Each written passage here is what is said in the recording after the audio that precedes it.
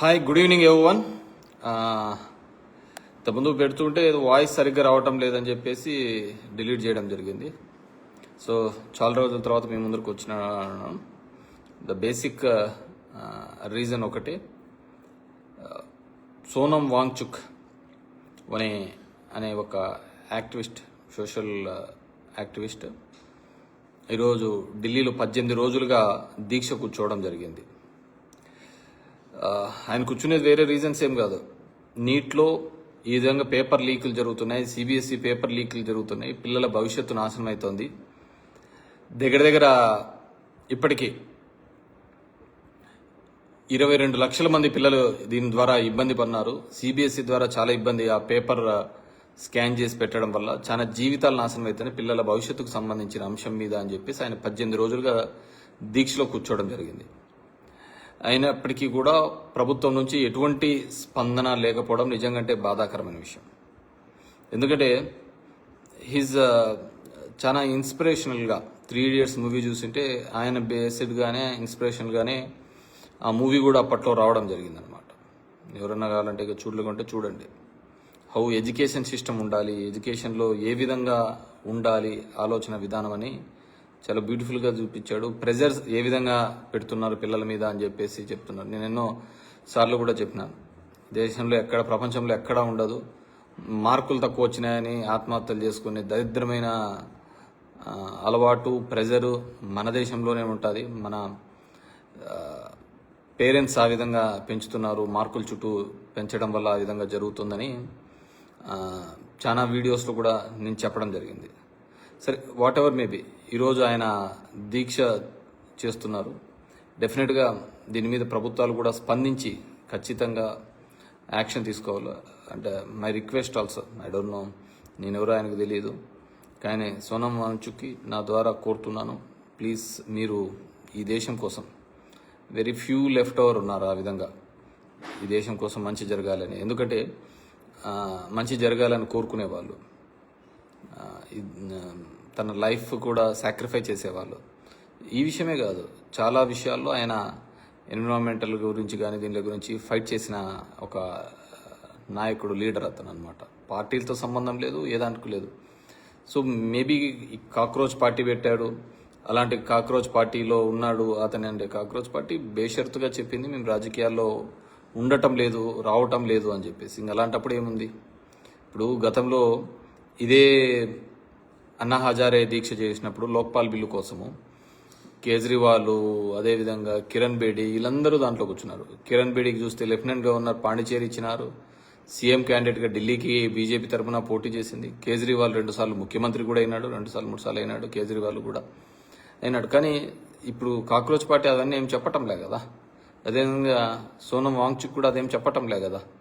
నాకు కావాల్సింది కేవలం ఇక్కడ ఈ పిల్లలకు న్యాయం జరగాలి, ధర్మేంద్ర ప్రధాన్ అనే అతను అకౌంటబిలిటీ ఉండాలి, రిజైన్ చేయాలి అనేది ఆయన గట్టిగా అడుగుతున్న విషయం, కోరుకుంటున్న విషయం. సో ప్రతి ఒక్కరికి ఉండాలి అకౌంటబిలిటీ, లేకపోతే ఎట్లా పదవులు. ఇప్పుడు మన పక్క దేశాల్లో చూడండి, ఏదైనా కానీ చిన్నది ఇది జరిగితే కంప్లీట్గా అక్కడ ఉన్న మినిస్ట్రీస్, అది ఎవరు తప్పిదం వల్ల జరిగినా కానీ మంత్రులు రాజీనామాలు చేస్తున్నారు కదా. కానీ మన దరిద్రంలోనే, మన దేశంలోనే, మన రాష్ట్రంలోనే, మన చోటనే అలాంటివి జరగటం లేదు. సరే, అదేదో మీరు చేశారా ఇంకోరు చేశారా అనే దాని మీద నేను గట్టిగా మాట్లాడను, కానీ అది ఎవడు విఘ్నతకు వాళ్ళకు ఉండాలి ఆ ఆలోచన, దానికి ఎవరికేమి ఇది చెప్పేకేం లేదు. కానీ one thing I can tell, so Sonam వాంగ్చుక్కి అందరూ మద్దతుగా ఉన్నారు. మీలాంటి నాయకుడు దేశానికి అవసరం. సో మీరు లైఫ్ రిస్క్ చేస్తున్నారు, because that's 18th day. So government ఖచ్చితంగా ఇంటర్ఫీర్ కావాలి అని చెప్పేసి I request government also. So దీని మీద భేషజాలు పోకుండా చేయాలని చెప్పేసి కోరుకుంటున్నాను. ఎందుకంటే ప్రజల్లో ఉన్న చాలా అసంతృప్తి ఉంది కాబట్టి ఆ కాక్రోచ్ పార్టీ అనే దానిలోకి అంత మద్దతుగా తెలపడం జరిగింది. నేను చాలా దానిలో కూడా చెప్పడం జరిగింది. దట్స్ అది ఇది. అదేవిధంగా మన ఆంధ్రప్రదేశ్లో కూడా చూసాం, యూట్యూబర్ల మీద కూడా టెర్రరిస్ట్ ఉపా చట్టం అనేది పెట్టడమే, తీసుకొని రావడం అని జరిగింది. 4 కేసులలో పెట్టారు, 4 దానిలలో బెయిల్ వచ్చారు. ఈసారి బెయిల్ రాకూడదు అని చెప్పేసి ఎవరి కోసము? పవన్ కళ్యాణ్ గారి ఇంట్రెస్ట్ కోసం ఇది చేస్తున్నాడు. ఆయన ముందు రోజు ఆయన హోంమంత్రిలాగా ఈ చట్టాలన్నీ చేసినాము, దీనివల్ల ఇదేం చెప్పినారు. మళ్ళీ ఆయనను సంతృప్తిపరచడం కోసం ఈ విధంగా చేయడం నాకైతే పెద్ద ఇది నాకే కాదు, ప్రజాస్వామ్యవాదులు ఎవరికి కూడా నచ్చదు. ఒకరిని మంచి చేయడం కోసమో, ఒకరిని సంతృప్తం చేయడం కోసమో జైళ్ళల్లో వేయడానికి, దీనిలోకి వేయడానికి ఏ ప్రభుత్వాలు కూడా ఉండకూడదు. సో ఆంధ్రప్రదేశ్ ప్రభుత్వం కూడా హ్యాస్ టు లుక్ దాని గురించి ఆలోచించాలి. ఎందుకంటే ఇలా యూట్యూబర్ల మీద తీవ్రవాద శాఖలకు పెట్టే చట్టాలు పెట్టడం, దట్టు ఫస్ట్ ఆఫ్ ఈ విధంగా పెట్టడం ఆంధ్రప్రదేశ్లో ఇలాంటిది ఏదో హిడ్మాని ఆయన పొగిడినాడని చెప్పేసి. హిడ్మా పొగడం ఏముంటుంది? హిడ్మా గురించి చాలామంది పాటలే పన్నారు. ఇంకా మీరు చెప్పిన దాని ప్రకారం చూస్తే ఈరోజున్న అప్పట్లో ఈ చట్టం ఉందో లేదు కానీ, లేకుంటే ఈరోజు విజయశాంతిని, దాసనారాయణని, లేకుంటే వందే మాతరం శ్రీనివాసుని వీళ్ళందరినీ లోపల వేయాల్సి వస్తూ ఉంటుంది. మీరు చెప్పిన దాని ప్రకారము ఈ విధంగానే నక్సలైట్లే వద్దని చెప్పేసి లొంగిపోయినారు, వాళ్ళకి ఏదో ఉపాధి కల్పించే పరిస్థితి ఉన్నారు. సో మనం చూస్తే ఆ పాట పెట్టినారని ఇంకో దానిని ఏదో విధంగా ఇబ్బంది పెట్టాలనే ఒక ఆలోచన చేస్తున్నారు. So which is wrong. And ఈరోజు చూస్తున్నాం ఆంధ్రప్రదేశ్ రాష్ట్రంలో బయట మర్డర్లు ఎలా జరుగుతున్నాయో ఏమో తెలియదు కానీ పోలీస్ స్టేషన్లలో ఎక్కువ జరిగిపోతున్నాయి. మళ్ళీ అందరి మీద కేసులు, అక్రమ కేసులు, ఏ విధంగా ఇబ్బంది పెట్టాలని ఇవన్నీ మరి ఎందుకో అర్థం కావటం లేదు. పోస్టింగ్ల కోసమో లేకుంటే ఎవరిని ఇంప్రెస్ చేయడానికి జరుగుతున్నాయో ఒక బ్యాడ్ కల్చర్ని అయితే ఆంధ్రప్రదేశ్ రాష్ట్రంలో తీసుకొని వచ్చినారు. అది ఎంత దూరం పోతుందో, ఎవరికి ఇబ్బంది జరుగుతుందో, ఎవరిని నెత్తికి చుట్టుకుంటాయో ఆలోచించుకోవాల్సిన అవసరం ఉద్యోగస్తులకు అందరికీ ఉంది. కాబట్టి ఐ రిక్వెస్ట్, ఈరోజు నేను చేసిన వీడియోలు చాలా మల్టిపుల్ ఇష్యూస్ మీద ఉంది కానీ జరిగిన వాటిలో, కానీ నేను మాత్రం ఈ సోనం వాంగ్చుక్ మాత్రమే కన్ఫైన్ అవుదామని అనుకుంటున్నాను. సరే, దేశం ఏ విధంగా అయిపోతుంది, ఏ విధంగా వెనకబడిపోతుంది అనేది ఇంక మనం మాట్లాడుకోవాల్సిన అంటే చాలా ఉంటుంది. ఎందుకంటే 2021లో అనుకుంట కోవిడ్ అయిపోయిన తర్వాత శ్రీలంక లాంటి దేశము ఎత్తిపోయిందని చెప్పేసి, ఆర్థిక వ్యవస్థ కుప్పకూలిపోయింది అని చెప్పేసి మన దేశంలో జగన్మోహన్ రెడ్డి గారు పథకాలు ఇస్తూ ఉంటే ఏది శ్రీలంక చేస్తున్నారని మాట్లాడిన మేధావులు ఈరోజు శ్రీలంక భారతదేశానికి మించిపోయింది ఆర్థికంగా. మధ్యతరగతి కుటుంబం జీవన శైలిలో పెంచే దాంట్లో అది కూడా మిగిలిపోయింది. డాలర్ వాల్యూ ఆఫ్ఘనిస్తాన్ కంటే చాలా దరిద్రమైన పరిస్థితిలో ఉండడం చూసాం. సో ప్రపంచం ఎలా పోతోంది, మనంగా విశ్వగురువులు అనుకొని మనగా దేవుడు అనుకుంటే సరిపోదు. మన దేశము ఏ విధంగా ముందుకు పోతుందనే దాని మీద ఆలోచించలేకపోతే ఇలాగే ఉంటుంది. ఇంకా మన రాష్ట్రం చూసినామా, రోజు నిన్న ఎక్కడో చూసినా లోకేష్ కూడా మాట్లాడతా వాళ్ళ బాబాయ్ అని చెప్పిన జగన్మోహన్ రెడ్డి అని చెప్పి మాట్లాడినాడు.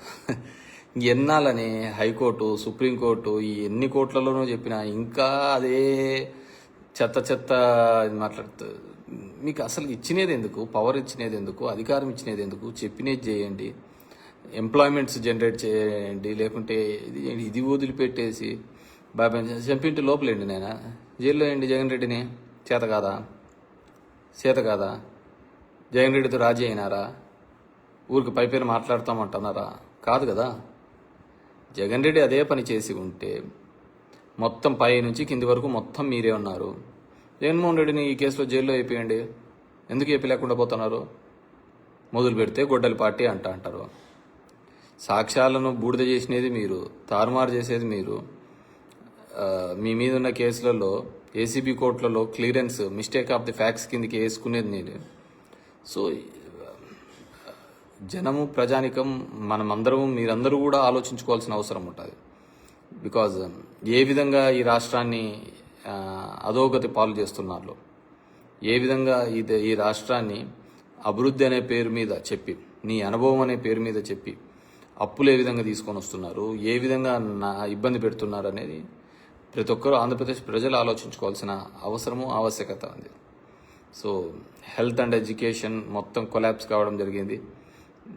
ఏ విధంగా రివైవ్ అవుతారో మనం ఇంకా అదే పద్ధతిలోనే ఆలోచిస్తూ పోతున్నాం.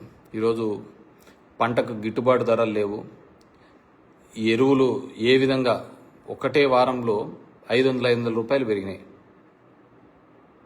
500 రూపాయలు పెరిగినాయి. ఎవడు మాట్లాడిచ్చేవారు లేరు. వ్యవసాయ శాఖ మంత్రి రివ్యూ చేయడానికి లేవు. జగన్మోహన్ రెడ్డి మీద అయితే ఒంటికాల మీద వస్తాన్నాడు, కానీ అచ్చెన్నాయుడు గారు అసలు ఏం జరుగుతుంది, ఎరువులు పెరిగినాయి, దానికి సంబంధించి ఏ విధంగా పంటకు గిట్టుబాటు లేదు, దళారులు వస్తున్నారు, వీటి మీద ఏ విధంగా చెయ్యాలి అనే దాని మీద ఇంతవరకు గవర్నమెంట్కి ఒక ఆలోచన చేయలేకపోతుంది. రివ్యూ మీటింగ్ పెట్టుకుంది. వన్ థింగ్ ఒకటి మాత్రం క్లియర్గా ఉంది, అమరావతిలో మాత్రం ఎకరాల కోట్లలో పోతా ఉంటుంది. ఇంకా ఆంధ్రప్రదేశ్లో ఎక్కడైనా పోయినా దాన్ని రూపాయికి 99 పైసలకే ఇస్తున్నారు. అంతకుమించి వేరేది ఏదే కానీ జరగటం లేదు. సరే, అమరావతికి సంబంధించి ఇంకో మిగతా విషయాలన్నీ తర్వాత మనం ఎప్పుడైనా మాట్లాడదాం. కానీ సో జనం మనం జరుగుతున్న దాని గురించి డిస్కస్ చేసుకోకపోతే జరిగినది చెప్పేది అన్నిటినీ కూడా యాక్సెప్టెన్స్ వచ్చే పరిస్థితి వస్తుంది. సో ఐ రిక్వెస్ట్ అందరూ కూడా వాంగ్చుక్ చేస్తున్న దీనికి మద్దతు తెలుపుదాం. ఆయన ఆరోగ్యంగా ఉండాలని కోరుతాం. ప్రభుత్వాలు కూడా ఆయనతో డిస్కస్ చేయాలని కోరుతాము. ఎందుకంటే I request all the governments to support him. ఎందుకంటే ఆయన చేసేది మన కోసం చేస్తున్నాడు, మన జనరేషన్ నెక్స్ట్ తరం పిల్లల కోసం చేస్తున్నాడు, పేరెంట్స్ కోసం చేస్తున్నాడు. సో వీఆర్ ఆల్ ఆయనకి వెంట ఉండాల్సిన అవసరం ఆవశ్యకత ఉందని చెప్పేసి తెలియజేసుకుంటాం. Thank you.